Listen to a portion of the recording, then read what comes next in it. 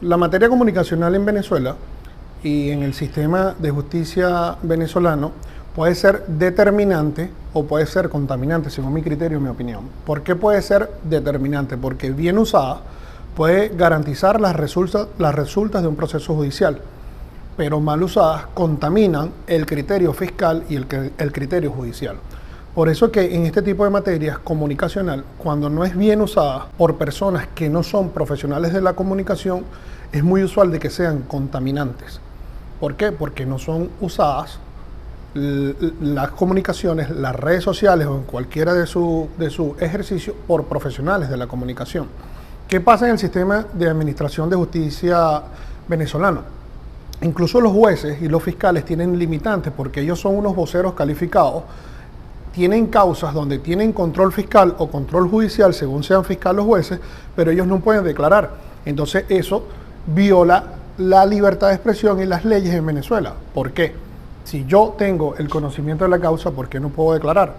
Así ocurre, por ejemplo, en la cuenta del Ministerio Público. Ellos te publican a un investigado que aún no ha sido sentenciado en la cuenta del Ministerio Público y lo exhiben a los ciudadanos. Pero esa cuenta oficial y verificada no tiene comentarios.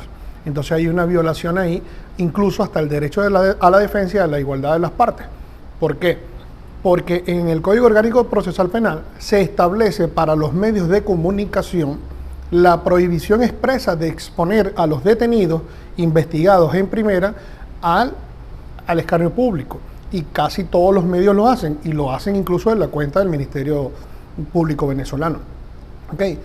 ¿Por qué la comunicación en Venezuela puede ser también determinante? Porque hay hechos o crímenes que no son denunciados, pero por noticias crímenes pueden ser investigados, bien sea por un trabajo de un periodista de investigación, bien sea por un video de alguna persona que haya presenciado la comisión del delito, y eso bien presupuestado con las normas y los procesos venezolanos en cuanto a las investigaciones, pueden ser y llevar a la solución de cualquier caso. Pero yo le hago un llamado a los dueños de medios de comunicación, a los comunicadores sociales y a los locutores, que es afín, verificar la información, bien sea la fuente o una información oficializada, para no crear una matriz de opinión o escandalosa o no beneficiosa para el proceso que se investiga o que se debate en sedes judiciales. Nosotros en el sistema de administración de justicia, por eso te digo que hay un criterio contaminante y uno determinante. Por ejemplo, necesitamos notificar a unas personas. Nosotros tenemos una facultad de hacer una citación a esa persona, bien sea en calidad de experto, de testigo, incluso de investigado, de hacerles una notificación por las vías de los medios de comunicación. Ahora en Venezuela son escasos los medios impresos y se usan las publicaciones en redes sociales, bien sea en Instagram o en Twitter, y preferiblemente una notificación hacia un medio municipal, hacia un medio regional y hacia un medio nacional. Nosotros colocamos el alcance de esos medios, hacemos un captura, un pantallazo, como le dicen en tribunales, y lo consignamos al tribunal para verificar de que públicamente se está tratando de notificar a fulano de tal, a los efectos de que sea testigo, experto, citado, penado o alguna situación judicial que tenga. En ese sentido, es bien usada la comunicación. ¿Cómo es mal usada? Cuando maliciosamente o de manera temeraria, algunos medios queriendo crear una matriz de opinión, por ejemplo, orden de captura para José Santoyo por los delitos de tal, y no está corroborada con la orden judicial, es una forma temeraria de ejercer el periodismo en Venezuela. El mundo cambió, evidentemente el sistema de comunicaciones para mí y en materia judicial cambió, pero antes incluso en los medios impresos y en los medios televisivos, cuando había dudas sobre el hecho noticioso, sobre la entrevista, había una oportunidad o te lo ofertaban así como el derecho a réplica. Usualmente ahorita en redes sociales muy poco se ven los derechos a réplica. Y cuando los derechos a réplica son solicitados, ya está contaminada la información a la contundencia maliciosa con la que el medio actúa. O sea, después que el medio hace el daño, el derecho a réplica a veces es como que si ya la noticia malintencionada causó el impacto en social o en los lectores, se puede llamar, el derecho a réplica queda como disminuido.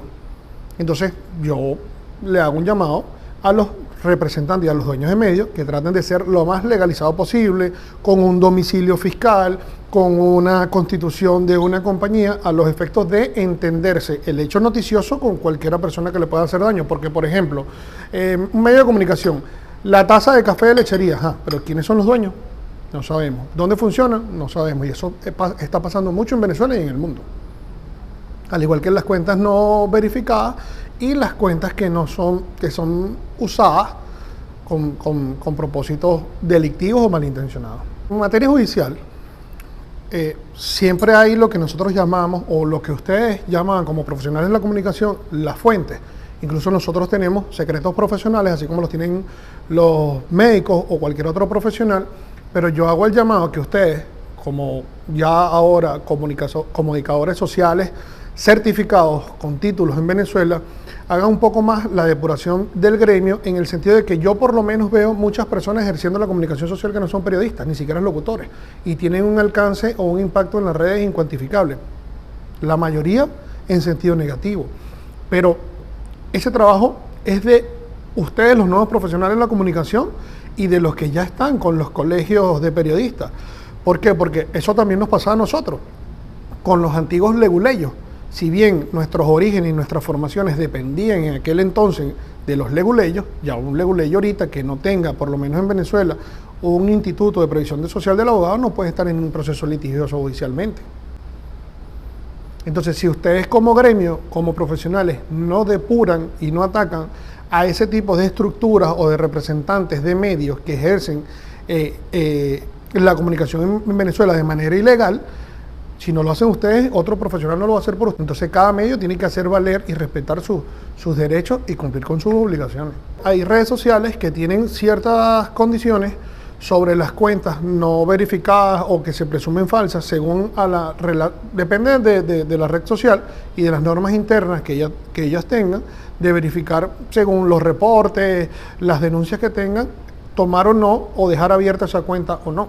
Eso más que todo se hace cuando una persona es directamente ofendida, una persona natural o jurídica, puede ser una empresa también, e inicia con asesoría comunicacional de expertos una campaña mediática en contra de esa cuenta o ese medio que ella considera que es violatorio a la comunicación o ilegal. Y tanto es así que la información en materia judicial es tan determinante cuando lo usamos de manera que nosotros podemos tener referencias en medios para tener una prueba de que una persona fue difamada, injuriada, y eso es motivo de una investigación. Entonces, ¿cómo yo, por ejemplo, voy a accionar contra una persona por difamación si el medio no es creíble? Yo ahí sí le doy un importante realce a los comunicadores, porque cada quien tiene una profesión, arte y oficio, y cuando tú quieres exteriorizar o tu crecimiento profesional, político o social, necesariamente tienes que tener una asesoría comunicacional, porque es como que lo que dice el antiguo dicho, o el dicho muy criollo, zapatero a sus zapatos. Yo, por ejemplo, soy abogado. Yo no sé, por ejemplo, las alternativas de título que puede tener mi trabajo, pero los comunicadores sí las tienen. Yo no sé cuál es el alcance en la red y lo que pueda tener el desarrollo de la información. Y ahora, en la actualidad, yo le hago un llamado a las personas que quieran proyectarse en cualquiera de los escenarios, no necesariamente en sentido político-social, sino también hasta profesional, que tengan asesoría comunicacional. Porque, por ejemplo, nosotros, y eso yo lo aprendí por la asesoría que tengo de las comunicadoras sociales que trabajan conmigo, que una nota de prensa, mira, no hay medios, o sea, impresos. La mayoría de los comunicadores tienen limitantes en los medios donde trabajan, no tienen a veces vehículos. Entonces, por ejemplo, en el caso de José Santoyo, yo convoco una rueda de prensa si considero que el hecho es muy noticioso. Los que tengan la oportunidad y pueden ir, que vayan, y yo paralelamente, con mi equipo de prensa, mis periodistas, tengo una nota de prensa montada que cumple con todos los requisitos. Pues eso no lo hago yo lo doy a mi periodista, y él lo hace. Entonces, yo declaro, fueron todos los medios, igual mando una nota. No van por X circunstancias, yo les mando la nota igual.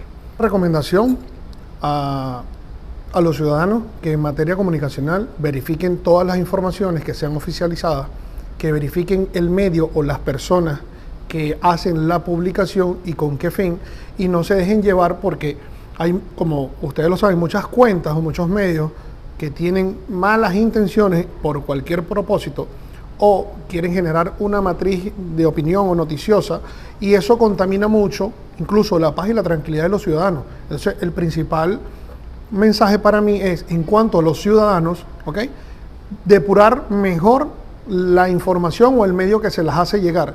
Y en cuanto a los estudiantes de comunicación social, y ahora ustedes que son profesionales, resaltar su trabajo, preservarlo y llevar como que el mensaje profesional a la depuración de la información para no causar ni estabilidad política, ni social, ni profesional.